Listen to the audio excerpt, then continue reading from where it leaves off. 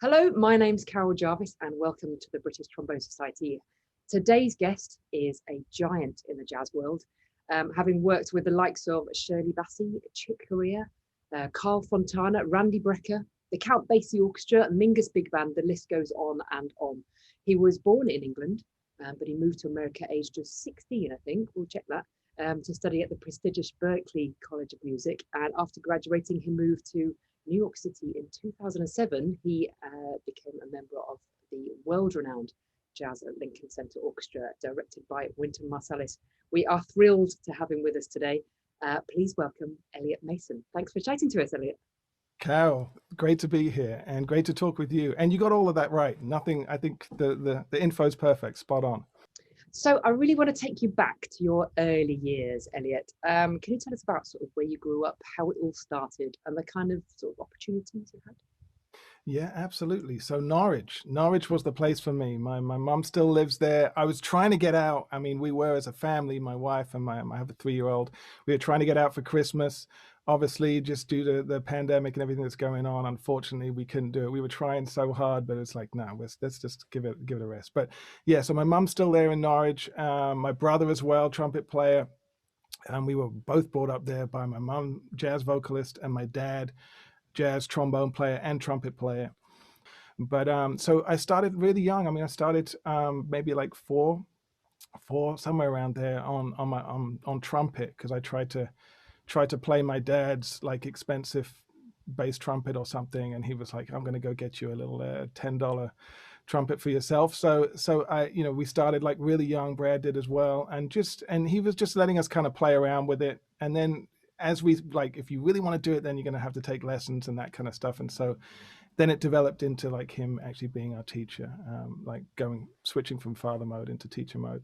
And that was kind of the beginning. We had this Norwich School's jazz orchestra there that was great. And just, and then also just, I guess when I was maybe 14, I don't even know exactly what the exact age is, but somewhere around, I think 14 maybe, or even earlier, I started going down to London. My dad would take me on the train down to London to go to _𝐬𝐿. And that was just amazing kind of experience, hearing, just so many great players and being a part of that band, and just really, just obviously just kind of raised the bar so much. It's like I just get back to practicing and shedding and wanting to be like those guys. So yeah, that's how it kind of started. Amazing. Well, and I remember the 𝐤𝐬𝐻 days and the sight reading practice you get from that huge pad of music. And so how did you end up at Berklee College of Music? I know that you got a full tuition scholarship there. So, I mean, how did that come about? Did you audition over there or send a video or something? Yeah, so my brother, who's older than me, he's just 3 years older than me. He ended up doing, I think he sent in like a tape audition at that time, like a real tape. And then he got a very good scholarship. And so he went out before me. And then I think, the idea was, even at that point, we were still playing together and writing music and wanting, so that distance kind of created, I wanted to get there as soon as possible. And so we went out to visit him as a family, and I auditioned in person while I was out there. I played with Phil Wilson and a couple other teachers that were there at the time. And they kind of said, well, let's look at what we can do financially, because obviously at that time, my parents weren't even prepared to pay anything for college. And it was like going out, two of them going out and paying. So we kind of it had to be like all or nothing. And unfortunately, that's what it ended up being, and got a full scholarship. And they took me when I was 16 based on my GCE results, so GCSE. So yeah, I mean, it was, I think, my parents wouldn't have let me go unless my brother was already there, kind of chaperoning me around. But so if that would have happened maybe to my brother, they probably wouldn't have let him go at 16. But because he was there, we were living together, and he could kind of also just tell me like the good classes to do and kind of help me with that side of things. They kind of let me go out at an early age. Even out here, it's its own thing, because now I teach at Juilliard, and it's like both ends of the spectrum as far as a school, where Juilliard's more kind of selective and smaller program, but you know exactly what you're going to go through. and so it's not going to be surprised, but you're going to have to go through all these courses, and at the end, once you've graduated, that you're going to be prepared for whatever that is that entails. And Berkeley is kind of, and it's even from when I was there to now has changed a lot.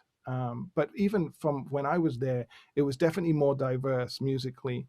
But now it's extremely diverse, and you kind of pick and choose what you want to do within the field.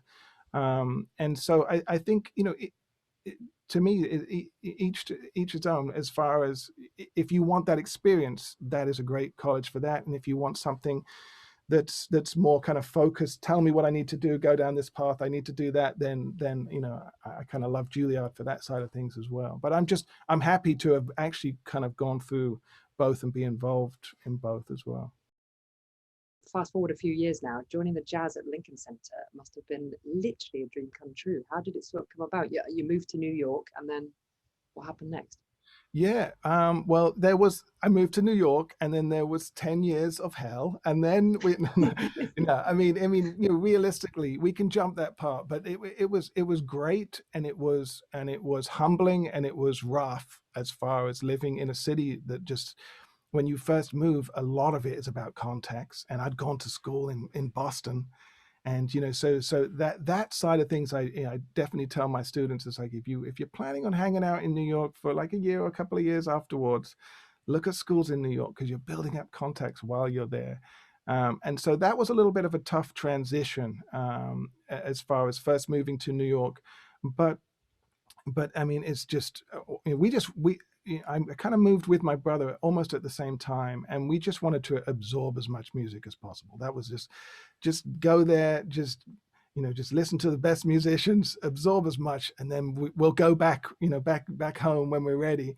And my mum still hopes that we're coming back soon, but so it's been 20 years or whatever it's been. It's been a few years, but yeah. So I mean, in that phase,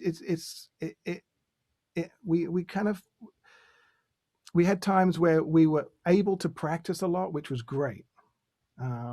But then it gets to a point where, okay, now I'm kind of looking for all different kinds of work and making ends meet and that kind of stuff as well. And then from there, I ended up just playing with people outside. I mean, that were in the Jazz at Lincoln Center Orchestra, but with different projects outside of the orchestra. And then the chair opened up, and I kind of got called, just, I guess, like you would call someone for like your own band or something like that. It's just a call, and it actually came from Vince, not Winton, but just, hey man, do you want to do a gig with us for whatever it is? I'm like, oh great, yeah, I'll do it. I'm down. So I didn't actually seek after the gig, even though I was really, I was a big fan, and I was kind of lurking and watching from afar, but I wasn't really trying to hunt down and go to rehearsals and say, like, I'm over here, like, call me. I didn't even, it was almost something that I felt was, out of the league. I was just if something like that happens, it happens on its own. So it's kind of let that happen. And so then I got called for this one thing. There was no blowing. There was just section playing. And it was, it was actually like a different music from they normally play. And so I was like, wow, this is what they're dealing with right now. This is kind of out. But we got through that, and then I got called again for something else, still like little blowing, big band blowing, like 8 bars, for like the whole gig.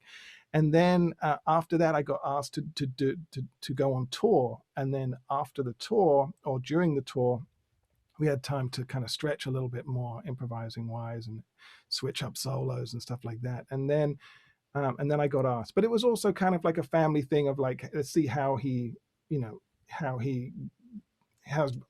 he a part of the family on the road, how he reacts, there's a mixture of things. But then I got asked for the year. So it's like a year's kind of contract and salary. And then I've been there 14 years now. Wow, God, time flies, doesn't it? Sure does. Pandemic times, moving on to that. I mean, how has your work sort of been affected by that? I mean, have you managed to carry on much at all with the jazz at Lincoln Center? Fortunately, Winton wanted to keep moving and keep doing stuff, and I think that has been great, rather than just kind of almost just stop and curl up and wait for everything to end. You know, we tried to fill out some of the space that's out there. And, you know, there was a learning curve, because when we first started, I mean, literally within the first month, I guess maybe in March, the goal was to actually put out one video a week with the big band. And so, and I mean, I'm familiar with your channel, and I know you know that takes a lot of work. A lot, yeah, an awful lot.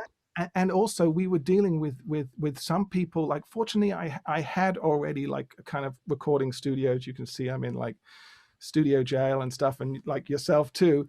But you know, so I had some equipment, but some people were recording with just their phones, and that was the audio. So I mean, you know, it was great to be putting stuff out. It wasn't obviously sounding as good as it could have, but as time progressed, some people bought microphones, some people, and things started to get better and better.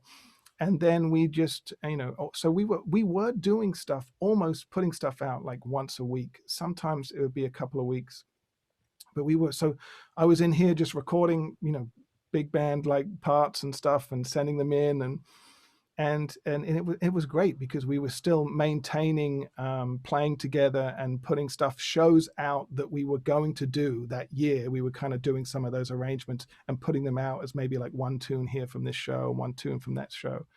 And we also like have a very strong like teaching thing through Jazz at Lincoln Center. So there was like an academy where we had, it was free for everyone to who wanted to come in. So there was like thousands of people that had signed up, and so we were all doing teaching and doing master classes and that kind of stuff. So they were kind of keeping us busy in a good way, and that stuff was great. We went through waves, just as you know, just kind of riding out what's going on with the pandemic, trying to find time to play in person. And then one thing that was really kind of cool, it got around to October, and then I got a call saying, well, like, would you like to go out on the road? And I'm like, yeah. Like at that point, like it was like I was, you know, deflating and losing oxygen, and it was like someone was just like, okay, do you actually want to go play music outside? I was like, yes. Oh, like, but how can we do? You know, it's like, I don't care how. Let's do it. So they ended up doing a septet version of the big band, and Wynton had written all new music. He'd written the Democracy Suite, which has actually just come out today. And so we went in. We all, every time we go in the building, we're taking tests. I mean, the Jazz at Lincoln Center was really thorough with the safety, which was great, made you feel good. But of course, we were in a room with everyone with our masks off while we were playing and recording the stuff to begin with. And so there was that aspect. And then we went out on the road for like almost a month of October, and we were doing outdoor gigs. And it was something I'll definitely take with me, you know, for multiple reasons. One, I mean, just the fact that knowing my peers and family and other people that just aren't able to do what they love to do, and I was getting the opportunity to do that. There was that aspect. But also the writing and the meaning behind the writing, like Democracy Suite. We also played like A Love Supreme and Sonny Rollins' Freedom Suite. So we're playing a lot of stuff that has serious, like, emotional content behind it. And so just playing that music at that time was really special.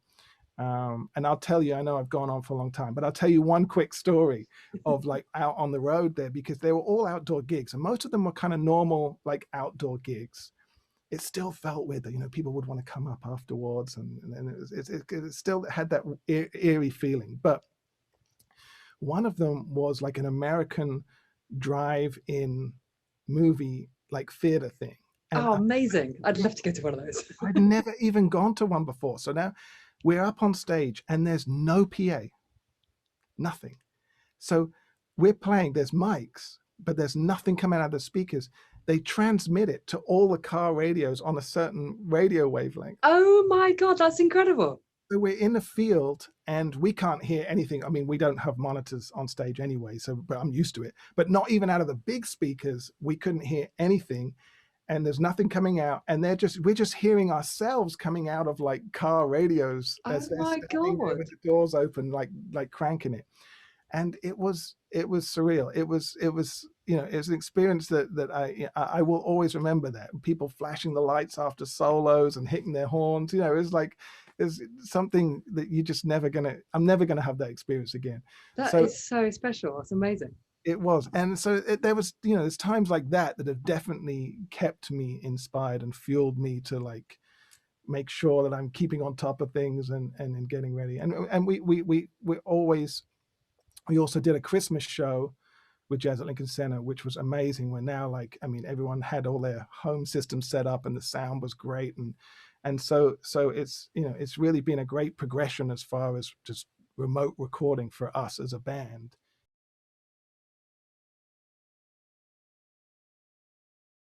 Well, I mean, I think I'm using like stuff that English trombone players all know about, like just like the Coles kind of 4038. Yeah. And I also have an AEA R84, Nice. which is kind of like those old RCA 44s, like the real big I ones. literally Googled it yesterday. So I was like, I know exactly what that is.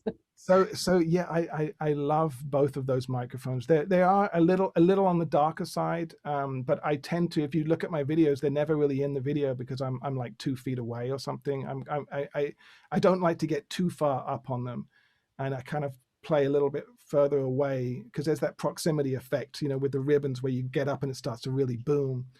But I like to kind of get a little bit away from it, and then just so it has a little bit of space and some air in it. But then sometimes depends on the track. If it's a sweet track, I do like to kind of hug the microphone a little bit. But that's in general, I kind of stay somewhere around 2 feet away. And that Coles is just special. There's something special for trombone. I love that. It is on the darker side once again, but I do like that mic. The only thing is my voice on the Coles just seems so dead. Like if I try and talk into that, I'm like, oh, oh, oh. Yeah, I'm trying, I also, my wife's amazing vocalist, and that's what I'm talking through right now, is her like vocal mic. So we have one of those in the mix as well. But so that's kind of like the opposite end, like lots of air and, and space and that kind of stuff. But I rarely kind of mic them together. I kind of go one or the other. So, but I know lots of people that get great sounds out of doing the Coles and then putting like something else, either like condenser or something, just to get some space and some air that you kind of miss a little bit from the Coles. But yeah, absolutely. And I mean, I get a lot of requests, and I want to ask you this: what are good microphones to get started with?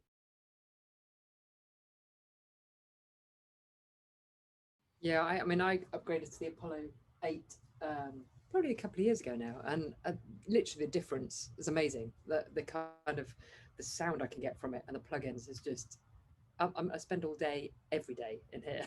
Yeah. But it's an expensive hobby, isn't it? It is expensive, but it's fun. And this is something that I've been telling to my students as well, is just to you don't have to spend a lot of money. I mean, everyone like this kind of, for me, my studio was like a really slow build for like the last 15-20 years. Been getting one thing a year up until now. Okay, the pandemic kind of threw it into overdrive, but up till now, I was just trying to say, we put a little bit away, and I'm going to get this year, and kind of build it up. And it's an investment, but it's fun. And I kind of say to my students, it's like even if you get a little interface and microphone that's within your budget, and then you just start putting these bigger goals together. Okay, I want to record this tune, or I want to even record something towards my album or a collaboration with somebody. And then the little goals after that start to like fall in line, as far as practicing for it and just learning more about it. And the more that when you go to a studio, that the better you are at understanding the other side of things. And also just not just the microphones, but how far you stand away from them, and the gain settings, and you already have a better perspective of it. And so hopefully that will deem better results. And it's fun at the same time. It's something that I'm, like you said, I'm kind of looking forward to. Sometimes it brings me in the room more than the trombone. And then when I'm in here, it's like, oh, let me get out and either play over this stuff or record or something, you know. So one is definitely helping the other for me. Yeah, I couldn't agree more. I think that's such good advice for people out there. And I also think that people having to delve into these things now, I mean, it's not only the things you're saying that you even get to learn how to play to a click track a lot better. Because that's quite a skill when it comes to session playing, all sorts. So the kind of skills that people are gaining, and like you say, it's a huge investment. It's really, you're never going to waste your time by investing in this stuff, are you? No, absolutely. And, you know, and like I said, and you can get great results with this middle kind of price range. You don't have to go in the stratosphere. Somewhere around 500 for an interface, and somewhere, you know, around 500 for a microphone. You can get great results with that. And then as time goes on, you can just say, okay, I want to upgrade this side and I want to upgrade this side. And, you know, and it keeps snowballing. But at the same time, like I said, like I feel like I would, you know, I'm looking forward to recording an album where my side is just from my studio, and I'm kind of really inspired to do that. And I'll be mixing, like you said, I'll be mixing probably from here. And then once I'm finished with it, you know, I definitely send it to somebody that really does that stuff and get their ears on it and see what they say. But even just kind of doing that, you know, as much as you can your end, and then sending things off, I think I'm so looking forward to that, because that kind of control, I don't normally have. And even financially, like my other album is like, I was going into the studio to mix, and even my sound, like nothing was like, I kind of wish that I'd taken everything out and kind of tweaked things out of it and spent some time, but it didn't work out like that. So it's like, yeah, I'm in the studio, I'm listening to it, and even my sound, I was like, well, you know, we've done like 30 minutes on it. I kind of want to move on because, you know, I want to get to some other tracks, or there's some other stuff that I want to deal with. And you're always up against the clock when you're doing that, you know, especially if you're in a great studio, and, you know, time, not only just expenses, but time wise. So you don't necessarily have the time to really get as deep into it. I didn't, as I would with this next album. Like I said, might take a hit on some of the stuff that they have in the studio. Okay, they have like some stratosphere stuff, you know, they have maybe some Neumann U47s that I would love to get, that I'm not going to be able to get. But having the time to do this stuff yourself the way that you would like to do it, and then kind of take it to mastering and someone else to put their ears on it for mixing, I think is really really something that I'm looking forward to kind of delving into. Well, I'm excited to hear what you come up with as well. So in terms of like recording and sort of delving away a little bit, but still staying with what you're doing at home, tell us about your Patreon. So you started that at the start of the pandemic, didn't you? Yeah, I that was something that I've been wanting to do for years now, which was not only create some kind of community, of people that have just either reached out to me just to take a lesson, but or people that I've taught in the past, but you know, just but also just to kind of, I enjoy teaching. And with my schedule pre-pandemic, I was kind of maybe just doing one or two here and there, and some of them would be like beautiful players, amazing players, and I would be like, well, have you heard this guy, and have you heard that guy, and trying to connect them. And it almost just felt criminal that I was just doing a one-off lesson, and people, I mean, they were hearing about them, but they weren't really connected. So there was that side of things that I kind of put my Patreon together, as far as, okay, let's try and embrace the community side of it. And so each month I have I mean, it depends on the tier, but I have one live stream concert that I do from home, and I try to get different guests, but obviously it's hard during this time. But you know, I'm at least playing, and sometimes I'm playing with tracks, sometimes I'm just playing, but we have that. But I talk about it afterwards. It's not like a regular concert. Sometimes I just say, you know, what happened right there, let's talk about this. And then there's also a discussion where I'm kind of bringing everyone in each month, and we kind of talk about whatever people want to talk about, questions that they have, or we get into. But it's not me talking all the time, fortunately. It's like there's so many great people there that have so much great info and diverse info, that we kind of just share the microphone and talk about stuff, and I learn a lot through it as well. And then there's like one-on-one lessons that are included in there as well. And I'm also posting, like each month I kind of post a recorded lesson about something. We just voted on it, which one I'm going to record next.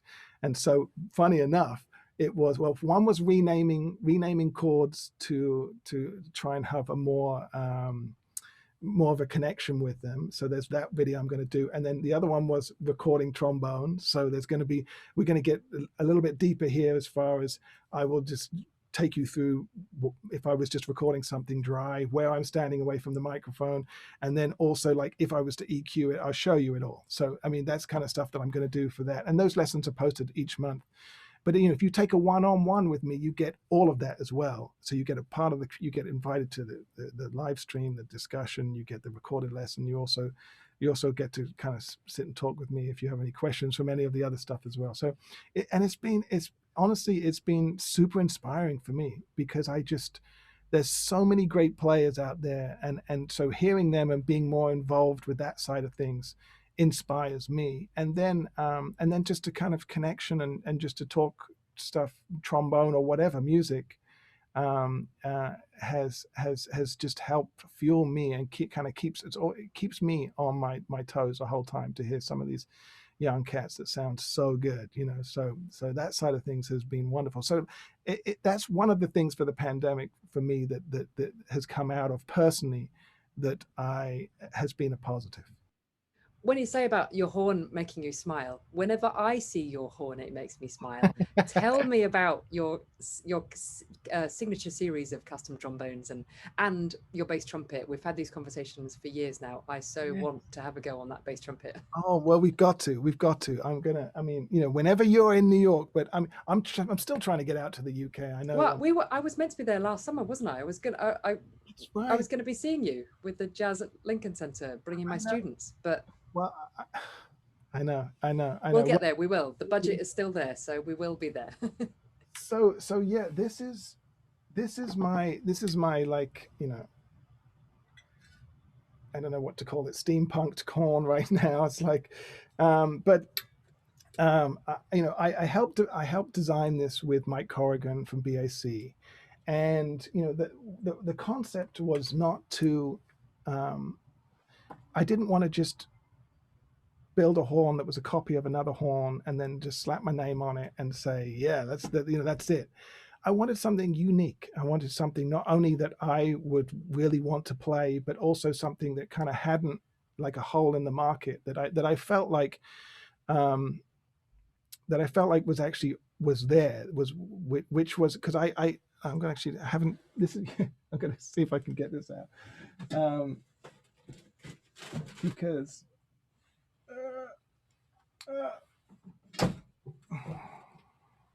okay. I haven't seen this one. It's got so much dust on it right now. That's funny. This is new to me. I haven't seen this. No. So this is actually made by Andy Taylor in Norwich. Ah. Yeah. So like from Taylor, you know, Taylor trumpets and stuff like that. So that was kind of my transition into wanting to make a horn like this, because it's really thick metal, and it's like those Taylor trumpets, and kind of coming from the Monet kind of style of things, the thick metal, like raw brass. That was done with copper. And when Andy made that, I was using a king slide and that bell, and I kind of really liked it. But it's a different thing. It is its own thing. It's kind of like those trumpets, like you either love it or you hate it, and it's one of those things. So but there wasn't anything that kind of actually had that sound, that thick metal, that lot of core that I kind of liked from it and kind of got addicted to. So when we started to make this horn, that was one thing. When Mike approached me, he emailed me like the day of a gig that I was going to be in his city in Kansas. He's like, "Can I bring you a slide to try?" And I was like, "Of course. What am I going to say? No." Like, yeah, bring me a slide. So he knew that I was on a king slide, so he made like a clip so I could play it with that bell, and it outplayed my king, and he just made it that day. but we needed to do some tweaks to it. But it had massive potential. So I was like, okay, we can work together. But I want like the best quality metal that you can find. I want to do thick metal, and I want to do something different. I don't want to just, this is going to take some time. Like, he's like, okay. And he was all in. And it took years because it's a hybrid as far as the slide is a 508. And I'll show you again. It's like a gold brass 508, it's like stocking slide right here. And but then here it opens up huge, like bigger than a Bach 42. So the concept is to have that feel for me like it's a small bore, but with a bigger sound and more open. So a warmer sound as well?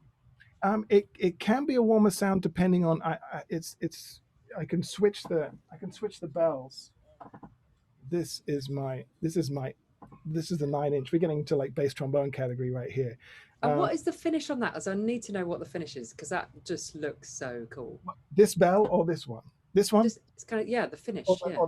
There is, I think there's no finish. Well, he might put something, I mean, it's like, it's raw, but he does normally put a little something on the inside of the bell. Like he puts a little something, it's like, I'm not sure what it is, but I'm always telling him, don't put any lacquer on my bell. Don't on the whole horn. Like, don't put anything on.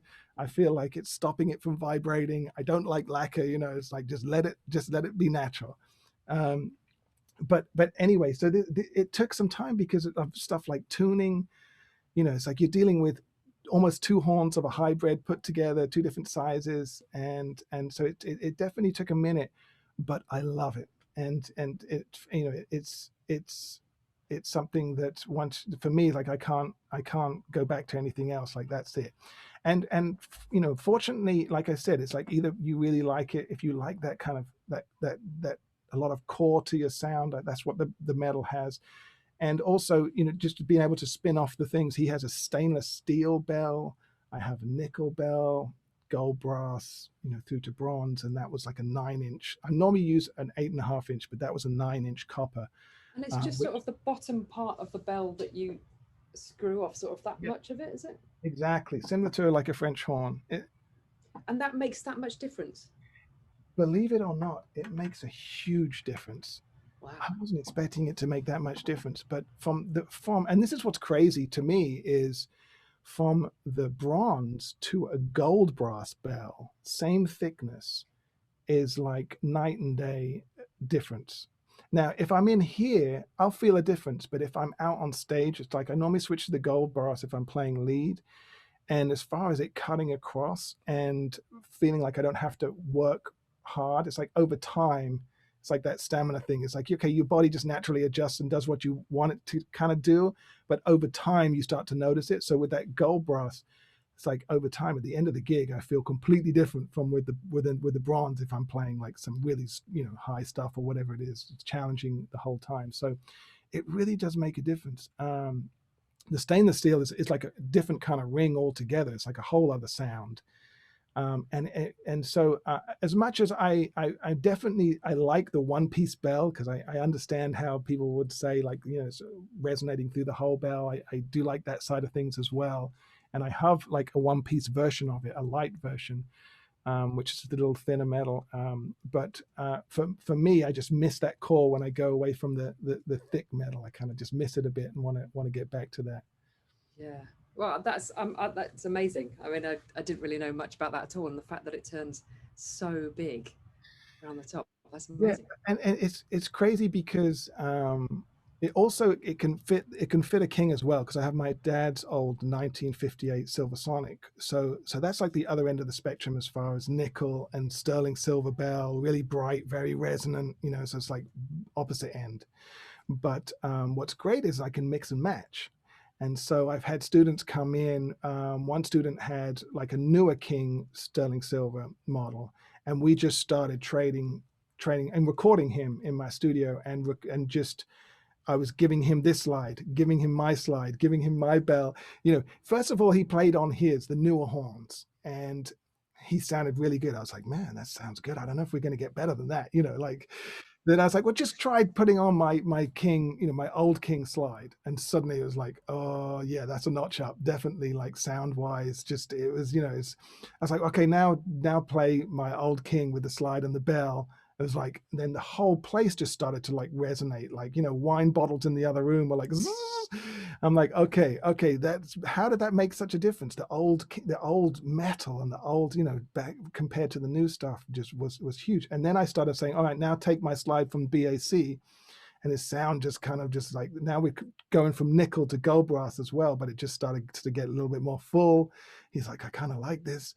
And then my bell was the complete opposite end of the spectrum, but still it was just great to be able to kind of switch them, record them, and actually just see like the difference. And obviously, they are all different. I'm not saying all new horns have that thing, but I tend to gravitate towards those older horns just because of the quality of the metal. They have a certain ring where you can just flick them and be like, oh, that's going to sound good before you even play it.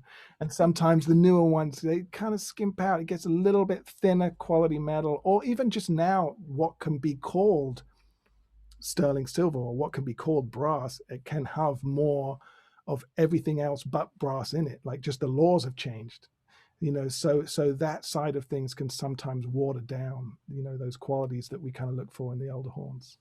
And you still play with your brother a lot. I mean, what other sort of collaborations have you got going on during the pandemic? Have you got any other things that I guess you can still play with your brother? Can you? Yeah, well, he lives like 3 doors down, so I can. Amazing. Yeah, so we've done some live streams together and stuff like that, which has been great. And of course, my wife, actually, she came out with an album that I had a lot to do with, but it was her album. Just beautiful music, and so that came out right at the beginning of the pandemic, and that was we were supposed to have like a show at Dizzy's at Jazz at Lincoln Center, and that got canceled, and then we did a live stream for Dizzy's for it, but we still haven't really gone out and played that music whatsoever because this is what happened. So that side of things is a little sad, but yeah, that was kind of pre-pandemic going towards the pandemic. And then once it started, we just started, first of all, like, my wife's great at this stuff as far as Sophia. I mean, she's just like reaching out to people. Do you want to do this? Do you want to do, do you want to play this? And then I it might be something that I necessarily don't, I kind of have to force myself to do that side, but I loved it because it was just, we had like, within like the first week, we had like 4 or 5 projects that we were like going to plan on doing for that month, so we just started. First of all, we did a lot of Brazilian stuff and playing with musicians, some that I didn't know at all, and some that I had a connection with, but we were looking for a time to play, and some that I had played with in the past. So I think like the first month or so, maybe a couple of months, we did a bunch of like these Brazilian collaborations with just wonderful musicians playing. Once again, it was playing a slightly different style that I love, but I hadn't really had the opportunity to play it as much as I wanted to. And also I could feel like they're kind of leaving, us the space to do what we do our side. So it wasn't like I felt like I had to really play within the style, like 100%. It's like I can still kind of be myself over it, but it was also pushing us in a different direction. So that side of things, once again, was super inspiring. And we have like Brazilian music on in the house all the time. Like we're just like, that's stuff that just my little one just wants. He's like, Madalena, put Madalena. And he's like dancing to it the whole time, like running around the room, so that's like his song. So he loves all that stuff. So he definitely, he has the remote for Tidal for that one. But so that was something that, once again, we were kind of listening to that music, and then there's no way I would have the time to be able to do that before. And so to be able to do that has been actually a blessing. It's been wonderful. And then from there on out, we just started to reach out to people that we wanted to play with, or if people reached out to us, and try and find time to do the collaborations. It sounds, find time. I mean, we all have time, but still with the family side of things, it still can be a little rough. Like for me to record, I either have to record when he's like out of the house, or if he's asleep. And then if he's asleep, like, now it's getting late in the night. So there's lots of, like, there's lots of elements and layers to it as far as being able to do it. But we've been making it work, and we've been enjoying it too. There was one story where I was actually playing something for Jazz at Lincoln Center. I had the video running, and we had to do it all in one take for the video, and so I'd got to the end. There was like 4 bars rest, and I had to play like 3 notes, and the door opens behind me, and he like runs in. He's like so happy that he'd got away from mum, like he'd got away from her. He's like, daddy, daddy. And so first of all, I'm thinking, okay, like I've got like a few notes left. I can just throw him up on my knee and it will be cute, and I can keep this take. I'm like, in my head, I'm thinking, I got this. I put him up on my knee, and he's like butt naked. He'd just come from the shower. So I'm like, oh man, I got to do this again. But he's like looking at me like all excited, like he got away from mummy. He could come and see daddy doing in the studio. So there's lots of like elements of just, doing, these collaborations, the behind the scenes. It's actually as interesting as the main thing, but it's just, you have to take that into consideration. In New York, in an apartment with people that have kids, it's like everyone in the band has a story similar to that. It's kind of funny. Well, Elliot, I know we're running out of time, so if people want to find out a little bit more, where do they go? Okay, so you can go to elliottmason.org, and that's my website, and there's albums and stuff. There's some free stuff. There's some exercises and whatever. There's a lot of stuff on there. And then also, like you had mentioned before, the Patreon /𝐸Mason has got my lesson stuff, and also just community, and that's been a wonder as well. So they're the 2 main places. Amazing. Well, I could literally talk to you all day, and I think we virtually have anyway. Some amazing insights there, and some real inspiring things as well to get people motivated as well. So thank you so much for joining us, Elliot, and all the best with all your projects.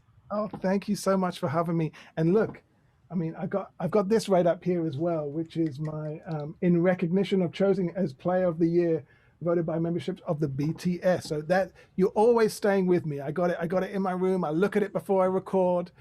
So thank you for everything that you're doing for BTS, and I love that. I've been a fan for a long time, and so it's an absolute pleasure to do an interview and be a part of it. Thank you so much, Elliot.